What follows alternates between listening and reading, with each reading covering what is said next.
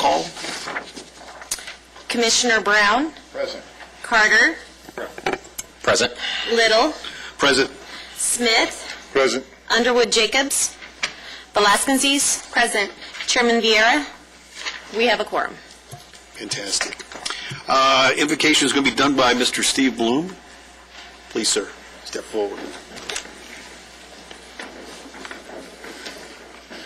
I'd like to fill the unforgiving minute with 60 seconds worth of distance run, so let me begin by saying thank you, and I appreciate the opportunity to be with you this morning and to uphold you in prayer, and also to uphold the work you're doing on behalf of the city in prayer. I think it is highly significant that the words, this is an interesting statistic, there'll be a lot of statistics, I guess, this meeting, so I want to add one here, but I think it's significant that the main words for sexual sin appear about 90 times in Scripture, but by contrast, the 4 words for justice, 2 in Hebrew and 2 in Greek, appear 1,060 times in the Bible. So there is a huge biblical emphasis on justice as central in God's will. So you are in good company. But unless you are God, justice and power are not easy things to bring together. So let me pray, please, on your behalf. God of Abraham, Isaac, and Jacob, God and Father of the Lord Jesus Christ, grant your wisdom and strength, I pray. Grant balance to these who are members of this commission, so that whatever is just may be powerful, and whatever is powerful may be just. I pray this in Christ's name, and for his sake, and for the good of our community. Amen. Thank you.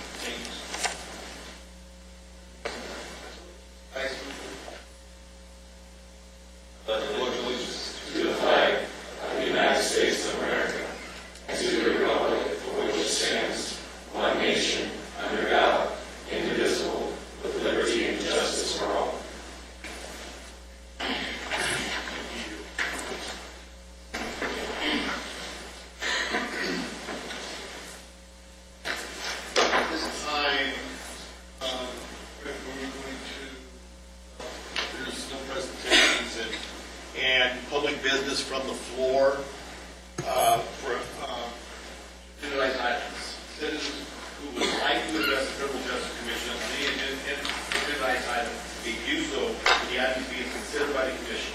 Please state your card, identify on the agenda what you'd like to discuss. Individual speakers are limited to 3 minutes or more. Has everyone had a chance to review the minutes?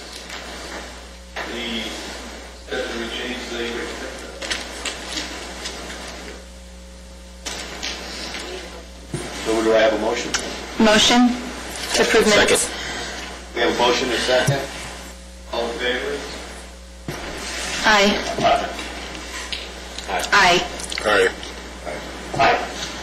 Okay, so the minutes passed from December 10th, 2014 meeting. Thank you, Brett.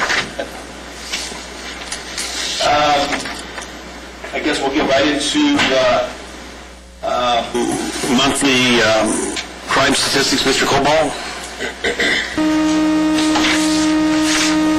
Thank you, Commissioner Little. The measurement period for this presentation of data is from November 30th to January 3rd of 2015.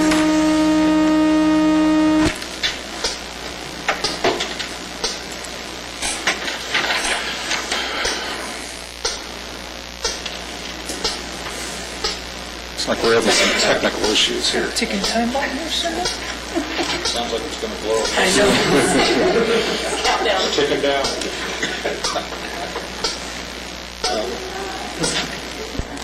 There you go. It's tough to operate with a room full of comedians, sir. Anyway, the measurement period is November 30th to January 3rd.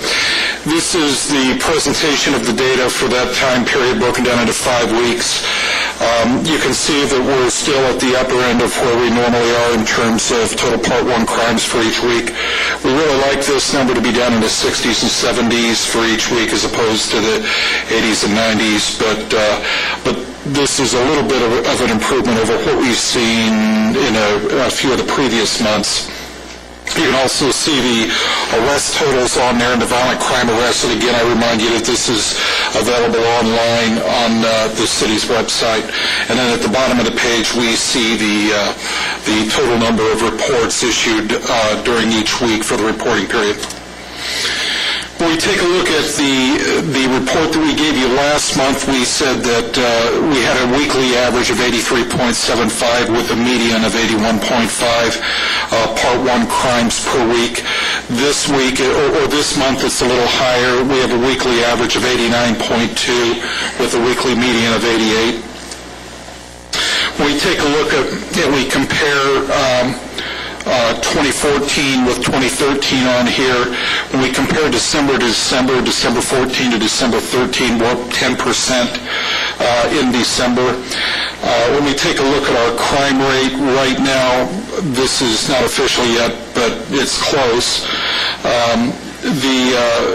The month of, the year of 2014 pretty much ended up with a crime rate per 10,000 of 286.66. That's as opposed to our crime rate for at the close of last year, which was 274.48.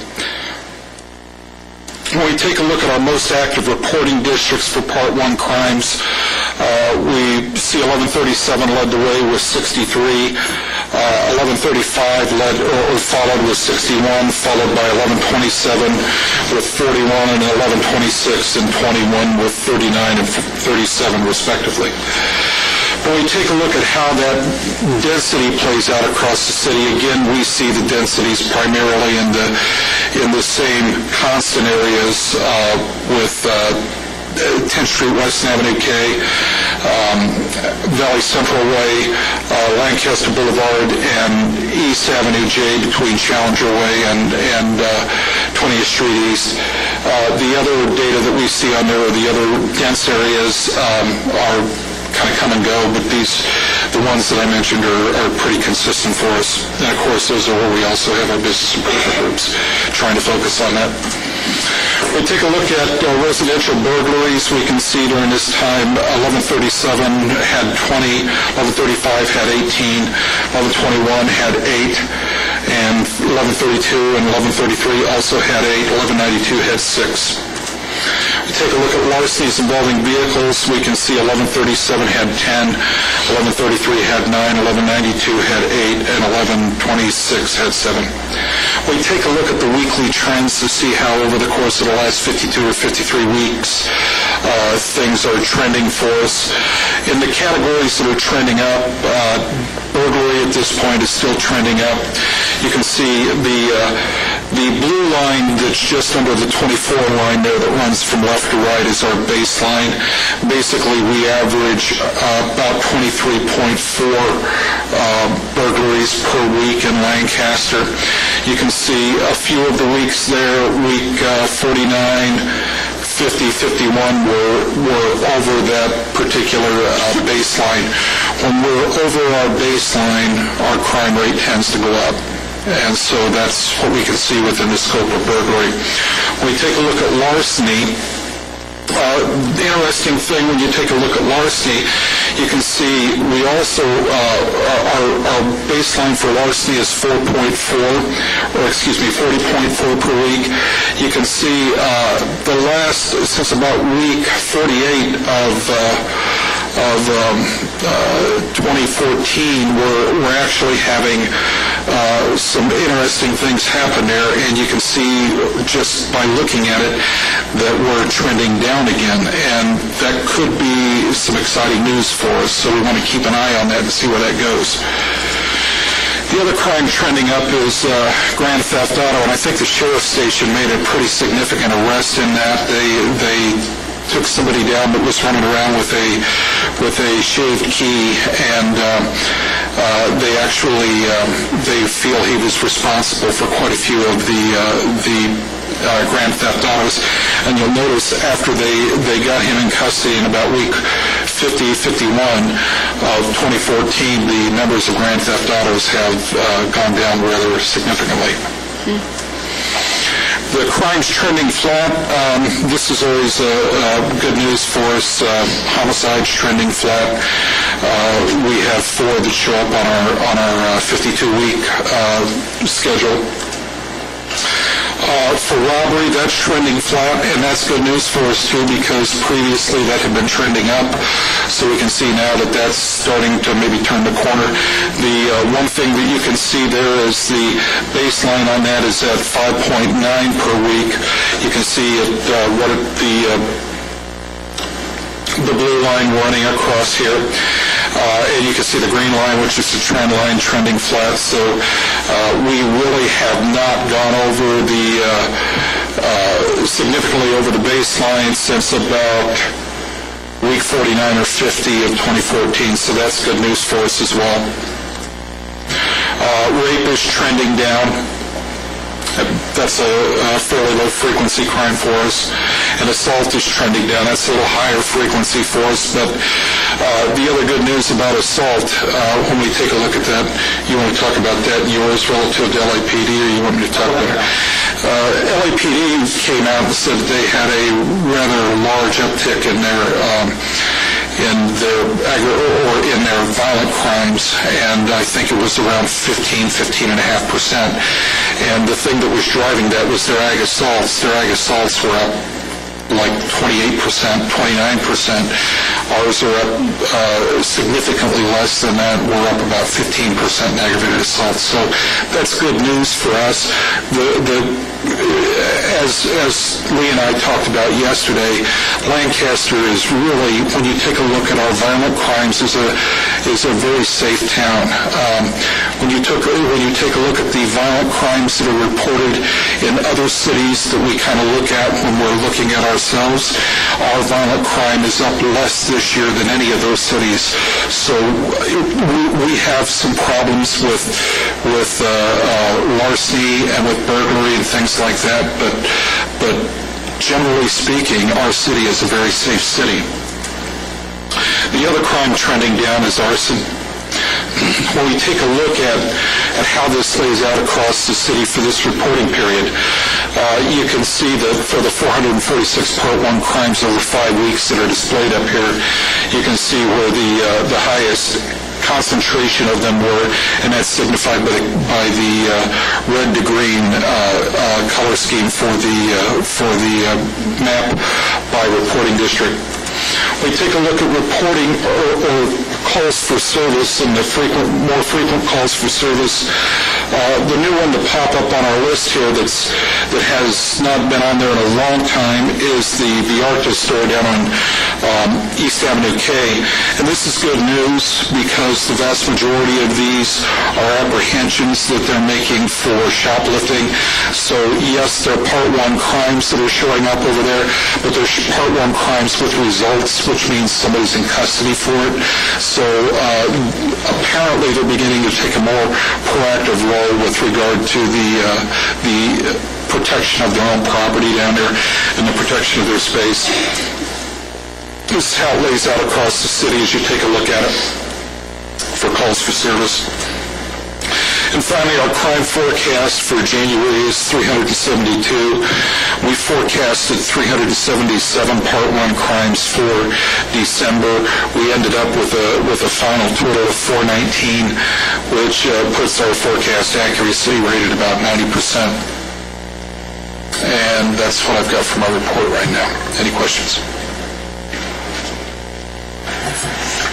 Commissioners, any questions? No. Mr. Coble, thank you very much, sir. Appreciate it. Mr. Rez. Yes, sir. LA County Sheriff's Department. How are you, sir? I'm doing well, thank you. I hope you're all doing well after the holiday season recovery.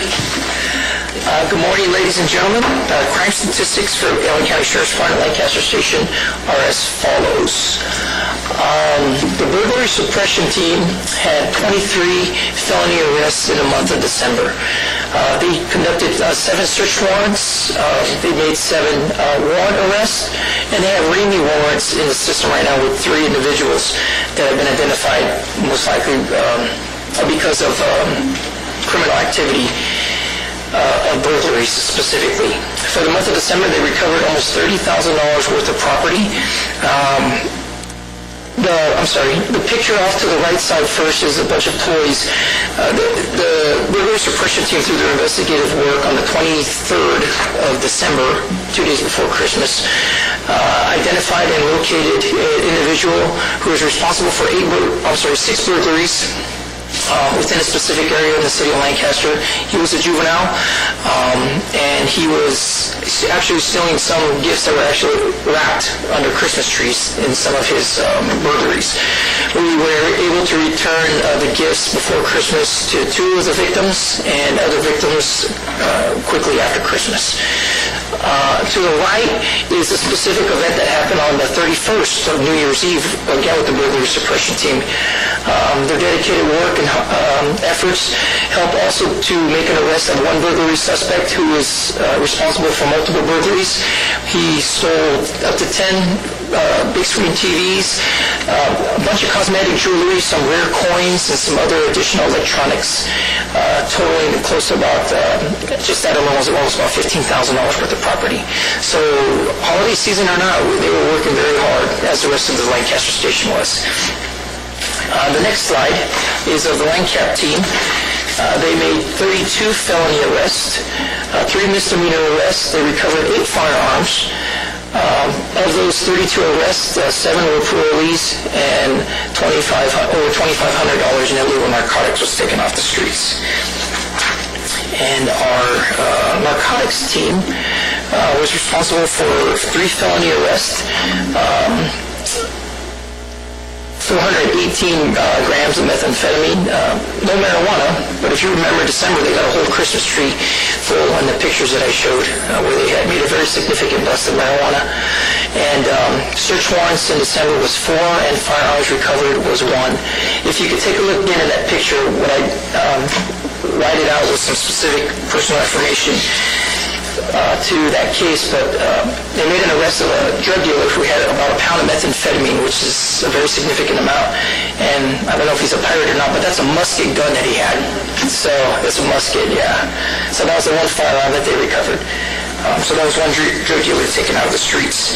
Aside from our crime prevention efforts, our next slide, also we continued on a weekly basis throughout the month of December, sending out our Nixle messages and posting on our Facebook and Twitter pages crime prevention tips. For example, for the first week of December, we put information out about holiday shopping safety. We also talked about inclement weather the week after. Coincidentally, it was 3 days before it rained, sending that message out. And then we also talked about holiday decoration safety, amongst some of the other things. And thanks to the city also, we were able to get that message out through some of the bulletins, billboards that were different areas throughout the city. And then the next slide also shows some more of our community service activities. We had a 4-week toy drive throughout the holiday season, and what we ended up doing was giving a good number of those toys to young children that were in the pediatric ward during Christmas Eve. Christmas Eve, we delivered those toys to kids in the pediatric ward, left a couple just in case some kids were going to spend the night on Christmas Day or through New Year's. And then we also gave some toys out to children that were victims of crime. We left a couple in the briefing room for deputies that were on patrol that made positive contact with these kids that I don't know if their parents were arrested or they were victims of crime. They were offered a toy. And then we also gave toys to children who were involved in domestic violence. Through our domestic violence women's shelter up here, we gave them some toys also. So thanks to the community, we raised close to about 540 toys were raised during that 4-week period, and we were able to at least bring a smile to the face of a good number of kids. In one incident specifically, if you remember, that made the news media, there was a little girl that was potentially kidnapped, and her brother came to her rescue and held on to the suspect and yelled and screamed, and deputies were immediately there. We also gave that family of 10 children toys, so to make sure that their Christmas holiday wasn't ruined. So with that, I'm open to any questions you may have. You're also involved with the bicycle program, a huge... Yes, sir. The city of Lincoln, can you elaborate a little bit on that, too? Oh, yes, sir. That's an incredible... The community homes had on different days and throughout different locations, whether it was Mariposa or Paiute community homes, give out toys to the children in those local communities.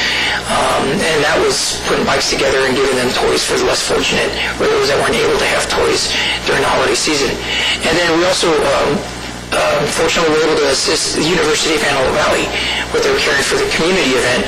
Not only did they also provide meals for more than 2,000 residents from the Antelope Valley, but they also provided visitation with Santa Claus and a gift.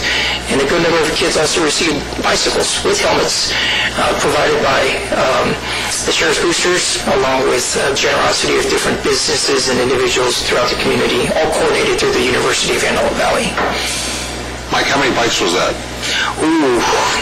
I 100 bikes. I didn't count, but I want to say it was close to 500 bicycles. Close to 500 bikes. Yes. Wow. Huge. Yeah, and the smiles that were put on the kids' faces, you never forget them. You remember when you were a kid and you got what you wanted, or you were excited. The excitement is just, it fills the room. It was definitely the holiday spirit there. It was a lot of fun. I'd be happy to do it again. I've been doing it for 3 years, and as long as I'm wearing this uniform, I like to still participate as long as I can. Any questions for... Just one comment. Yes, Commissioner Little. The burglary team, I think we got a number the other day from them. The stolen recovered property from the burglary team for the year was over $250,000 worth of stolen recovered property for the year. That's pretty darn significant, okay, for a team with just, a few deputies and a sergeant for that kind of recovery, just specifically tied to that team. That's not counting patrol. That's not counting other entities that are involved in the enforcement. Just produced by that team alone is pretty significant. Mike, thank you so much. Thank you. And your hard work constantly. I see it all the time, so thank you. Appreciate it. Thank you. California Highway Patrol, sir. How are you, sir? I'm great. Good morning. Just wanted to go over a few of our statistics. This is kind of a year in review where we would compare 2013 overall to 2014 in a few different areas. DUI arrests for us, we were up 18.5%. Arrests overall, which includes all enforcement, was up 28%. And that culminated in a 18% decrease in the number of fatal accidents in the Antelope Valley. So we're really happy with that result. I wanted to also kind of mention our Chips for Kids toy drive that we did this year. Our public affairs officer, Gil Hernandez, worked really hard on that. He's busy today. He was going to be here, but he had another thing he had to attend to that he couldn't get out of. So I'm going to kind of go over it with you. Last year, 2013, was a pretty good year. We had 4,655 toys donated to us. This year, the community really stepped it up. We had a lot of support from business leaders, various businesses. We had several different community members step forward and help us out. And then our area office, our non-uniform staff, it seemed like it was Santa's toy factory there. We had piles and piles of toys out in the hallway. We had... They were wrapping toys because we did the Oasis Battered Women's Shelter dinner where we actually brought the presents over and had Santa Claus and all that and gave away the presents to the children there. And there were quite a few, unfortunately, that were there. We worked really hard this year to get a lot more participation from our officers and from our non-uniform staff, along with our senior volunteers. And we set a goal of 5,000 for this year, but somehow we were able to surpass that by a lot, and we ended up with 8,350 toys just for the Antelope Valley area, which was a 179% increase over last year. So we really, I don't know how they did it. I helped out as much as I could, stayed out in front of a Sam's Club for a few days, and even when it was raining, people were coming in and buying toys for us and making donations. So all around, it was a really good thing that we were able to pull together and accomplish. So I think we set the bar high for 2015, we're going to do the best we can with our enforcement as well as with our next year's Tips for Kids toy drive. Any questions? Again, unbelievable work. I mean, it's like the numbers keep getting higher and higher, and the work that everyone does on the streets to protect the community and do which is you should be commended, and thank you very much for all the service and the things that you do above your way on a duty, so thank you. Thank you. Mr. Franklin, sir. Morning.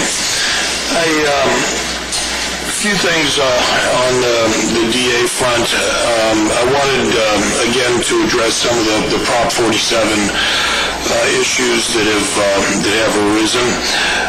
In particular, I spoke to my paralegal yesterday and asked her how many rap sheets she had run for people petitioning to get out of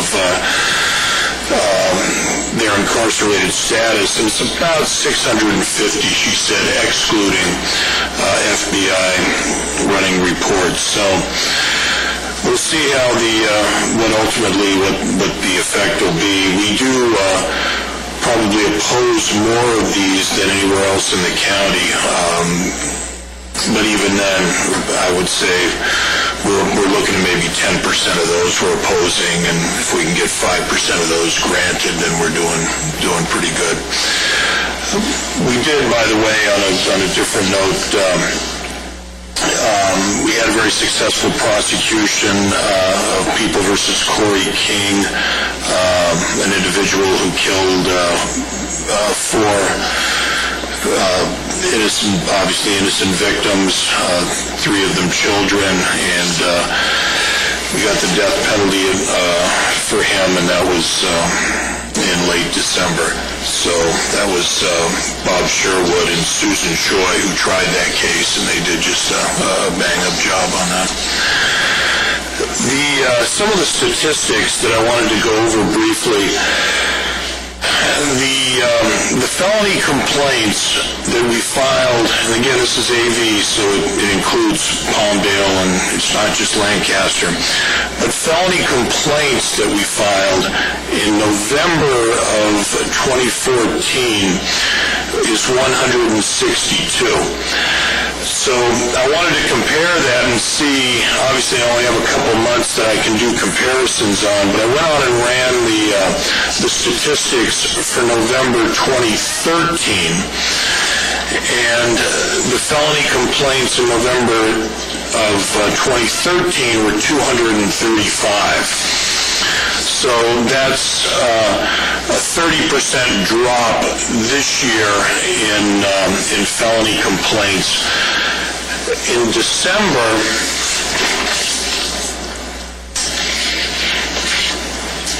of 2014, we filed 212 felony complaints. Then I pulled the December statistics, and we filed 305. So again, that's a reduction of approximately 30%. So the question that I had then, was that a result of Prop 47? And if it was, that would mean that our misdemeanors should increase. So I ran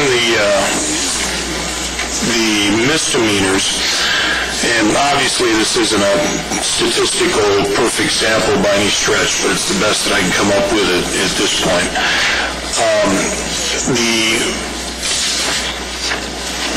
The misdemeanor complaints issued in November of 2014 were 634. Whereas in November 2013 it was 482. So it's up. The misdemeanor increased about 25%, give or take. And then in December,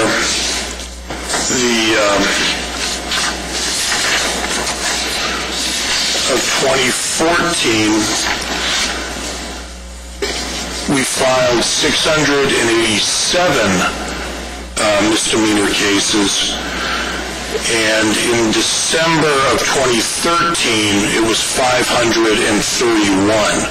So again, there was a substantial increase in the amount of misdemeanors. So I think what we end up seeing is that shift, which was predicted about a 30% shift of what were felonies now becoming misdemeanors, and that seems to be the trend that I see in these last 2 months, with the reduction of felony cases being filed, but the increase in misdemeanor cases being filed, and the statistics seem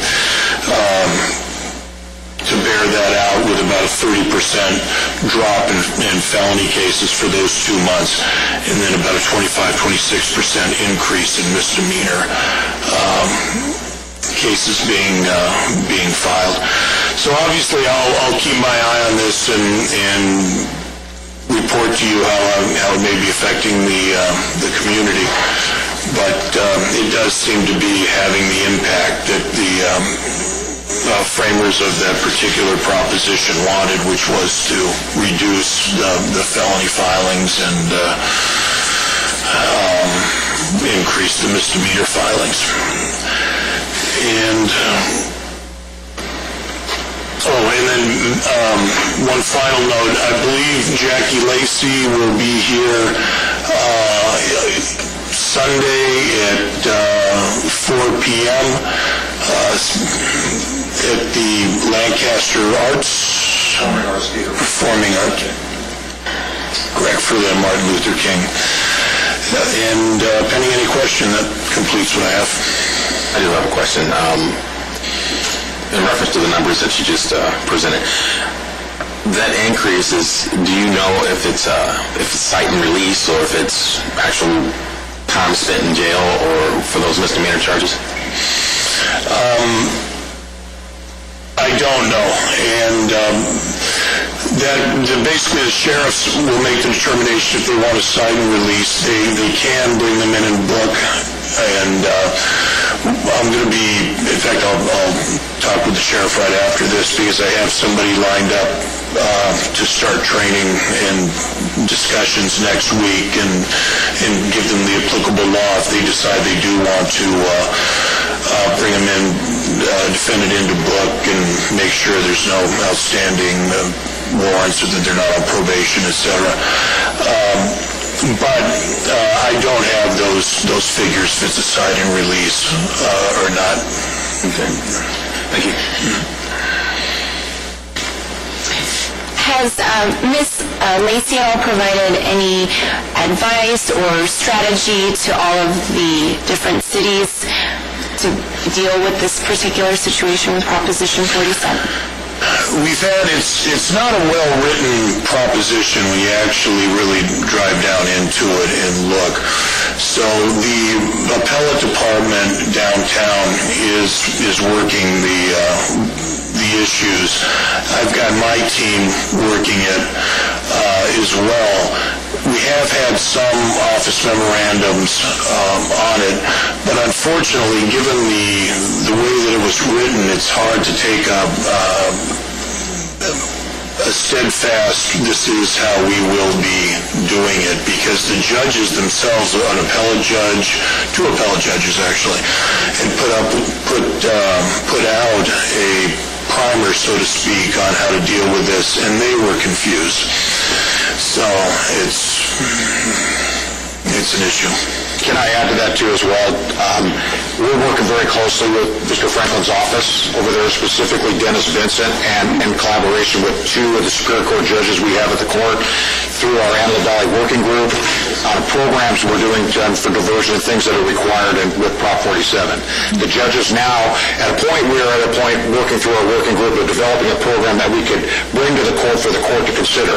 Now we have the opposite thing taking place with the implementation of this proposition, that the court is coming to us now saying, hey, we need to put things together because we got to deal with this issue. So, and truthfully, what Steve just said about confusion in the judiciary as it relates to this, believe me, it's there. So there's discussion daily that's occurring, and especially based on a number that Steve talked about yesterday with 500 petitions locally that they've already received for doing background checks on individuals that qualify under this proposition. That's significant. And as some things I gave you today that I'll talk about in my part, those are individuals that are out on the street right now. They're doing street time. They're not incarcerated.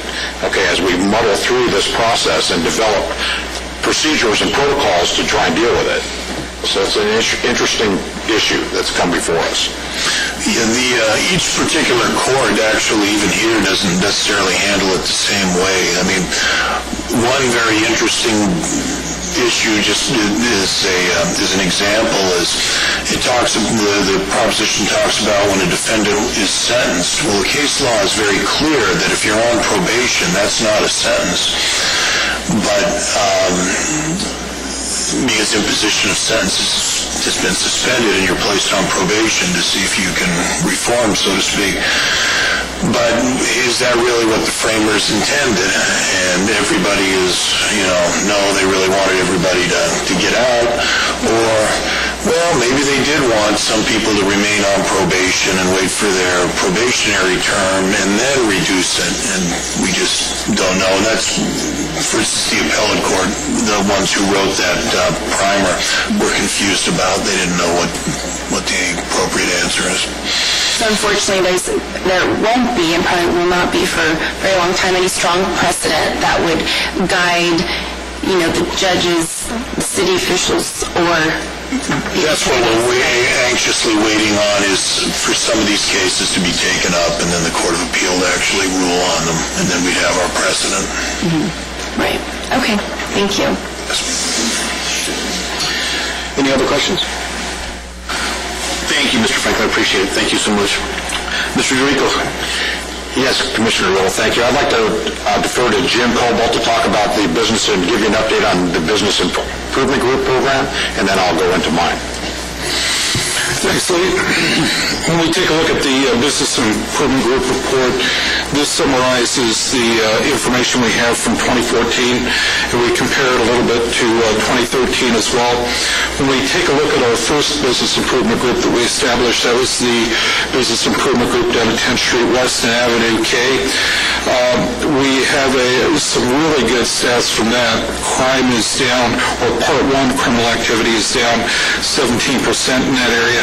The most amazing thing is one of the things that really used to drive the Part 1 crimes in this particular Business Improvement Group were thefts from auto, from people who would park their cars in the parking lot and go inside the stores or the workout areas and stuff like that. During December of 2014, during our biggest shopping season, there were absolutely no thefts from auto in that Business Improvement Group. One of the changes that we've seen happen down there since we got started was both of the major parking lots down there are now being actively patrolled by pretty aggressive private security companies. That's paying us back. You can see in the drop in crime there. Well, the Sheriff's Department does a great job of responding to those things. The Sheriff's Department in this particular city is very busy, and so they can't camp out in these areas. Business owners need to pick up the slack and provide security, and that's what we've been trying to encourage them to do, and we can see from here the evidence that works. The other area where we can see that is working is over on Valley Central Way. We had a 38% decline in Part 1 criminal activity over there. During the December 2014 shopping season, and of course this is an area that contains a few big box stores, including Walmart and some of the bigger grocery stores over there, there was one reported theft from auto in that area. And again, that was a primary driver of Part 1 criminal activity in this area. Again, the major parking lots in this Business Improvement Group are now being actively patrolled by private security as well. When we move to the Lancaster Boulevard area, we're up about 9% there comparing year to year. Now, the Lancaster Business Improvement Group expressed interest in joining the business improvement groups that we had out there. So their Boulevard Association invited us to their meetings, and we started making recommendations to them. In November, they rolled out a private security firm as well to cover the evening shift hours. While we are up comparing year to year, and we were up 1.1 crime during December when we compare 13 to 14, it's interesting to note that only one of the December Part 1 crimes occurred during the security patrol hours. So the more that we expand that, the more benefit we see to it. And finally, we get to East Avenue J from Challenger Way over to 20th Street East. They had an increase of 17%.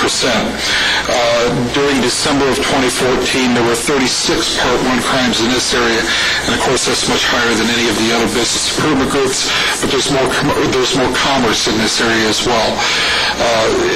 We noticed that 23 of those 36 crimes were at the Walmart at 1731 East Avenue J. In this business improvement group, one of the phenomena that we've observed is they tend to go with loss prevention for security, which is primarily internal within the stores as opposed to covering the entire property. So we continue with this group to try to encourage the owners and the property owners and the business managers to try to improve the allocation to include private security on the exterior of the businesses as well as on the interior. If we see that transition occur, we're hopeful that the same kind of improvements can be made on the East Avenue J Business Improvement Group that we've seen in the other business improvement groups. And that's pretty much it for these groups. Question? I have a question. As far as the Walmart is concerned, I believe it was a few months past that we were talking about how that particular Walmart, you had mentioned that the corporate office had a misconception of the exact demographics in the area. Has there been any progress with that? During November, December, I think they may still be in progress right now. They were trying to, one of the things we know, from research, is that when crime embeds itself into an area, arresting folks won't reduce crime in that area generally. What we know is that the area has to change, and we've seen that across Lancaster. There are places where we've seen that happen, and so Walmart is, from all appearances right now, is trying to do that. They're trying to undergo some of the changes that they made at the Palmdale Walmart, or one of the Palmdale Walmarts, and the Walmart over on Valley Central Way. And they are in the process of doing that right now. One of the recommendations that we made to them is one of their big problems over there is the walkout larcenies, where people fill up a grocery cart and then walk out. That Walmart has an existing system on the perimeter of the parking lot to prohibit people from taking their shopping carts beyond a certain point. That very same company with the very same technology in the very same shopping carts makes a system that can be applied to the checkout stands. And if somebody goes through the checkout stand, that particular shopping cart is released to go out through the front door. If they don't go through the checkout stand, then the wheels lock well before they get to the exit. We made the recommendation if they consider that. I don't know if they've acted on that. Okay. Thank you. And just to comment on that too, the activity level that we're applying in that area is going to also drive some numbers. As the deputies do self-initiated activity and contact in those true reporting districts, you're going to see more file numbers attached to activity in those areas. Yes, from what I remember, I think maybe I misunderstood, but there was the employees and managers and staff here understood the situation and the increase in crime in the area, but it was the corporate officials that were kind of, not that they didn't take it seriously, but they weren't aware of how severe it was. Yeah, the local folks here are very active in our business improvement group, and they show up for virtually every meeting. And they don't just come one person. There's usually 3 or 4 that come.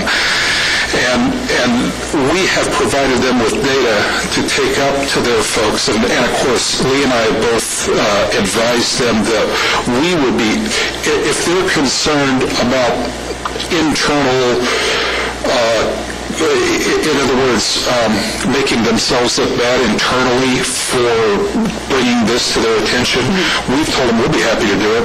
It's not a problem. Right now, I think they're still working the data through their internal organization, and we'll see what happens from there. But it is positive that they're making some changes over there. Oh, great. That's good to hear. Because the last thing, you'd want, when you don't know about something, how could you assess the situation and move forward and resolving the problem? So I'm glad that the communication has progressed and they're a little bit more aware of the severity of the surroundings. Well, we have a relationship with their head of security back in their home office. So we already have a contract relationship with them, so we're going to use that avenue now to bring that to attention inside their corporate office, because they have quite a structure there. And for a period of time, we were struggling with dealing with issues at the local level until we did talk to this individual. And again, we have great collaboration with Walmart and some of the strategies that have been put in place in the last couple of years. But, they've got some issues that are unrelated to them in their area that they're having to deal with, too, as well. So we're going to work, it's kind of a multi-pronged type approach here to deal with the issues that we're having in that area of the city, and that's what we're currently doing. We've had discussions as recently as last week with AVCFI and things, and operationally addressing issues in those 2 reporting districts. So we'll do that collaboratively with the retailers in that area. Great. Thank you. I don't have a question. I do have a comment, though, and I would like to say that according to the numbers, it looks like in general that things are trending in the right direction, as long as you can get the cooperation with the business, and it's good to see that program is working. Granted, there's some areas that still need some help, and you said you were working on those, but I'd like to commend you guys on your work with the businesses, and the businesses themselves are taking your advice and helping to make those numbers come down. Thank you. Anything else? Well, can I go into mine now? Yes, sir. You done talking to me? Just go right ahead, Lee. Okay. What I wanted to talk about is I provided you some more information, and as things come forward to us in the Public Safety Office regarding some of the Prop 47, AB 109, AB 2124, all the things that we're dealing with, non-revocable parole, all those issues, and I went into a lengthy discussion last meeting about the history of incarceration rates in the state and how laws have changed. So what I provided you is from the Public Policy Institute of California. It's a study that's actually was completed in 2013 on the first evaluation of AB 109 and its impact on crime. I think a lot of things that we're talking about, especially as it relates to the issues that are driving our numbers, is with larcenies. It's significant, this study, if you look at it, what they've put out there as far as individuals that are doing street time rather than being incarcerated, and how that's impacting communities. So I've provided that for you for further discussion. And then you'll see that I've also there's different analysis taking place as it relates to Prop 47 from different individuals throughout the state, projecting what the impact will be based on that. I think Mr. Franklin has brought up a good point. It's already showing an impact as how it's affecting his caseload as far as misdemeanors versus felony filings. Again, with the idea being is that I'm seeing a trend in all these, the consideration of individuals that are doing street time, that suddenly they're going to stop doing what they've done for years in their criminal behavior, and they're going to be reborn without any intervention whatsoever by the judiciary or any other method. So I think it's interesting as you look at it, and again, the numbers and based on the study just on AB 109 reinforces the things that we're discussing in here and the potential impact on the community. The other thing is I just kind of want to go through some of the things that roles and responsibilities we have in the Public Safety Department. We manage Neighborhood Watch, Business Watch, parking enforcement, business licensing enforcement, the Antelope Valley Youth Court, Community Youth Court, Teen Court. We have public safety specialists that specifically deal with quality of life issues to take that burden off law enforcement, things that routinely would not rise to the level of a law enforcement intervention. We manage those to reduce their bill, to reduce the calls for service for the sheriff's department, to let them actually deal with real criminal issues. Graffiti restitution, nuisance abatement, we liaison with every outside public safety agency that exists with federal, state, and local law enforcement, the district attorney's office, probation, parole, and whatnot. We also manage the city's contracts with the sheriff's department and animal control. We work closely with Archie and his folks with the LEAPS program. We manage the chronic nuisance monitoring and enforcement. Our CSOs organize and work with our Tapestry Commission on mediation for neighborhood issues, which has been very successful. We have a CSO supported LANDCAP program, CSO supported the burglary team. We've initiated the truancy project, and I'd like to bring an updated report to you next month on how well that program's doing. It's showing significant results, but we can see the need is citywide. Okay, we're seeing some other trends in our local schools that are definitely impacting and driving some of our numbers, especially as it relates to daytime burglary rates. So high truancy rates, we all know this now, equate to high daytime burglary rates. So we're addressing that. As a matter of fact, today there's an operation taking place in the community regarding truancy that's taking place as we meet.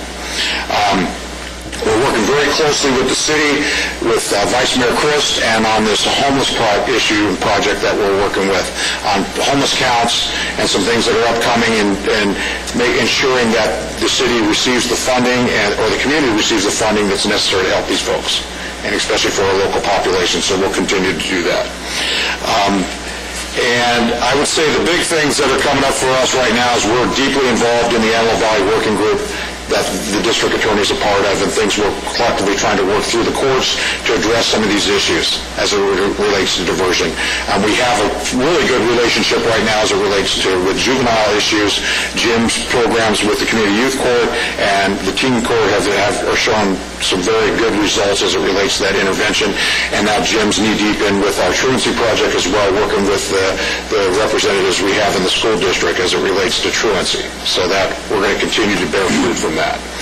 And then, we have overall responsibility for security and planning for all city events and community events. So parades, 24 city events put on every year, all those things, we are part of that planning process. So we're pretty busy. But for the next meeting, what I'd like to do is I'd just like to come with that update for truancy. I'd like I will bring a representative from probation, Mr. Ufandu, from AB 109. To give an update based on that. Some discussions I've had with Lieutenant Harris and his staff is related to compliance issues related to that program, and actually assignment of compliance teams here and how active that is taking place in our community to ensure that individuals that are participants in that program are adhering to the rules and compliance set forth by probation and the judiciary. And that's kind of where we're at, except you also see that Tracy brought in a copy for you for the Martin Luther King Day of Service, which is Saturday. Pretty impressive project list this year. There's 30 different projects that are taking place throughout the city of Lancaster on Saturday. So I wanted to make sure you saw where the projects were and what was occurring and the times. So if you felt like you wanted to go observe or participate, it's there for you. Is that on the city's website this year? I believe it is. I have not. Is it general publisher? Yeah. Yes, it is. Quite a bit of stuff there. Pretty impressive. Very impressive. Very impressive. Just a quick question. I was just and I know, Mr. Draco, Mr. Franklin, this should go, at one time you said the Prop 47 was written very poorly. Has there been a study or a question asked at times that some of these individuals who have done these crimes that are getting the slap on the hand, has there been any discussion on how many of those people, if they are released or what, will they challenge the next side up? Will they take a step higher on some of the things they may do in the future? Because it seems to me that if somebody is sitting there and looking at this and not being fully punished, they have a way of thinking of pushing the system a little bit higher. I don't know if that's ever been discussed at any time. personal experience, I agree with you 100%. If there's no consequences for your action, it's just like when you raise your own children. There has to be a line drawn at some point, what's appropriate behavior and what's not. And just to believe, societal change are going to dictate what that is, we're a community of law and order, and this country was founded on that.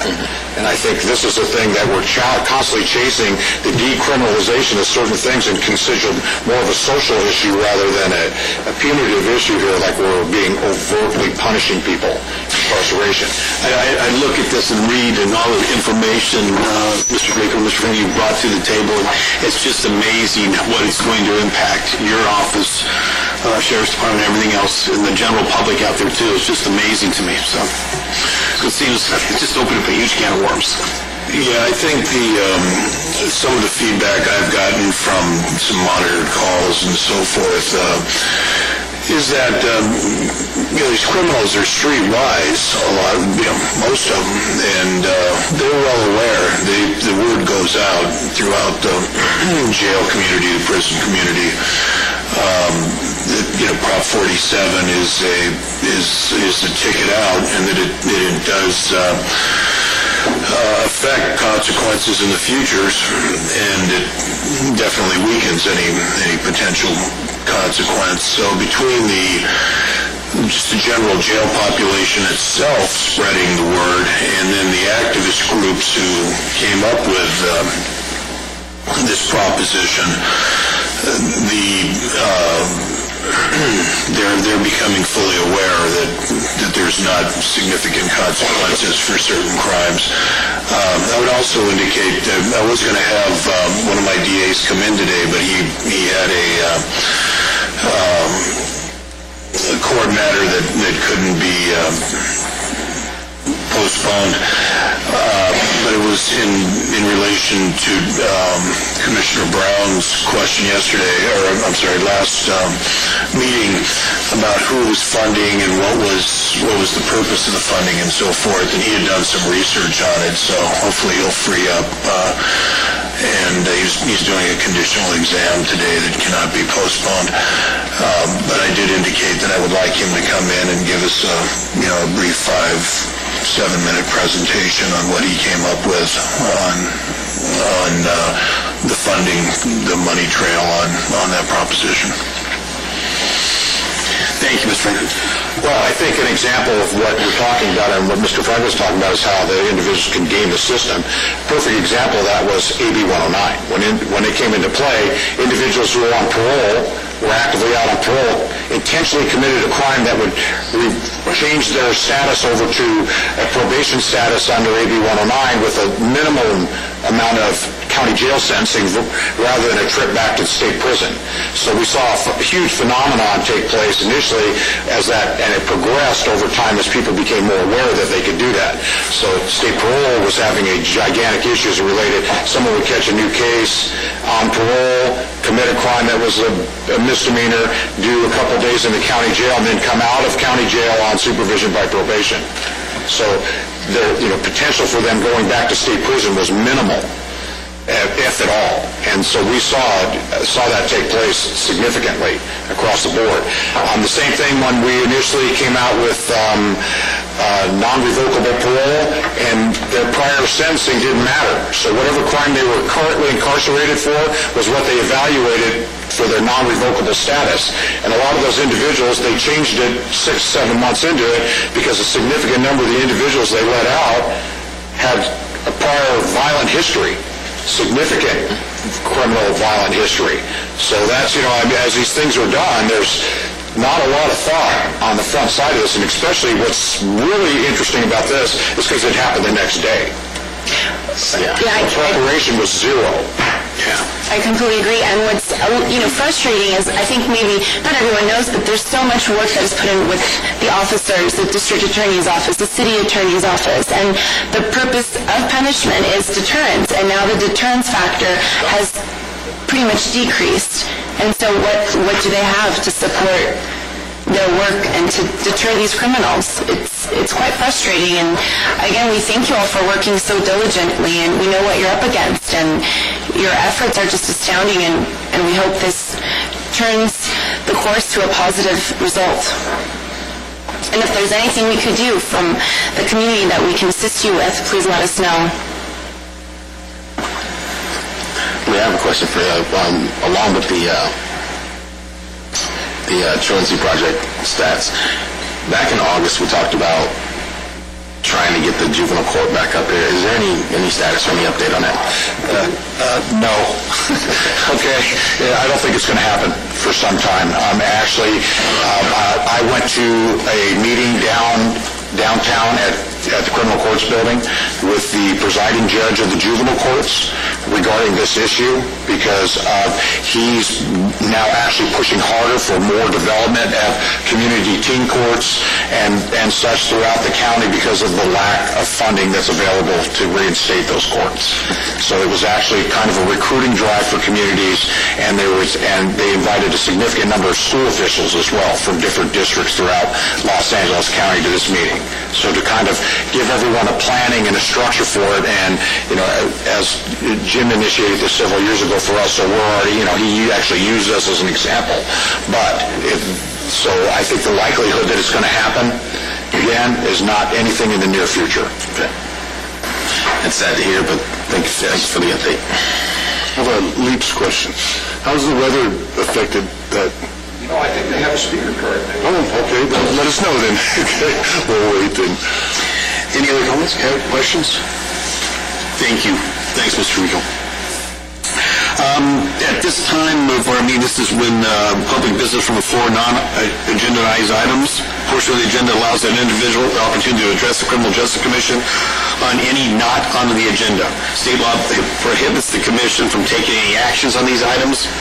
Not on each item, your matter will be referred to staff. Individual speakers are under 3 minutes, and I believe we have a couple of speakers right there. Yes. Archie Moore? Welcome, Mr. Moore. Thank you. Good morning. With the support of Mr. D'Erico and Officer Ruiz's offices, we'd like to invite the commission to come and see up close and personal what LEAPS is and what it does, consistent with y'all's schedule. We'd be happy to, you get to see behind the scenes exactly what happens, how it works, how our LASD officers use it. We'd be happy to do that. If you'll let us know what's convenient with your schedules, we will adjust to see that it happens. On your question about the weather, Commissioner Smith, we are a VFR, Visual Flight Rules operation. We do not operate in instrument flight rules. It does have an impact on what can be covered, but it hasn't, except for a couple of weekly times, it hasn't been that bad. Even the winds this late in this year have not been as bad as they normally are. And when you get a crosswind of 25 to 30 knots, taking off is a little squirrely. Landing at 172 in crab and 30-knot winds it'll get your attention. Any other things that I can help? Well, I myself would welcome the invitation, so I will definitely... I will show you behind the scenes. Absolutely. Great program. So, yeah, I'm looking forward to it. With the two offices I've mentioned, it's become quite a tool. There are a number of other communities within California, and particularly in Los Angeles County, the supervisors are now interested in it, and we're scheduling a demonstration for them also. Great. So thank you very much. Thank you, Mr. Moore. Thank you, sir. Oh, that's right. Any more speakers? David Paul?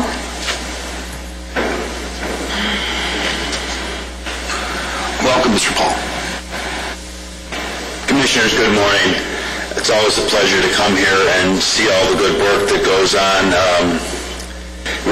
My family and I are going to attend the Martin Luther King Day of Service on Saturday. We're looking forward to that, and I'm going to go to Justice Sunday. I'm looking forward to meeting the new sheriff and participating in that great event.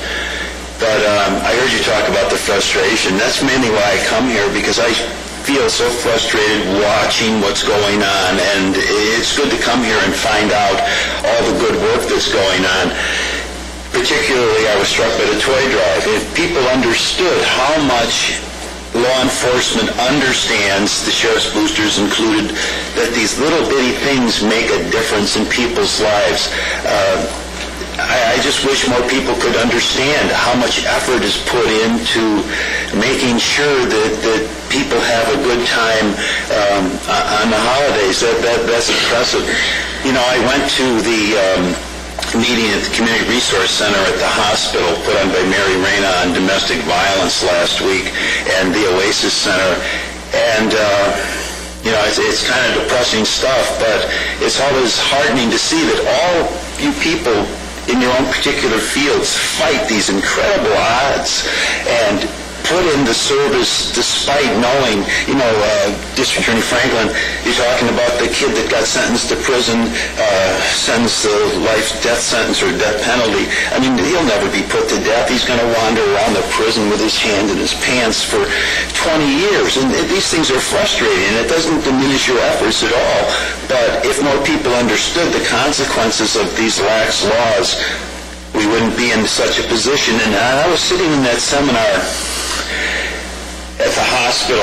Detective Mark Stevens from the Sheriff's Department was there, and he had a piece from Homeland Security about an active shooter in a business. And the guy's just going through there, mowing people down.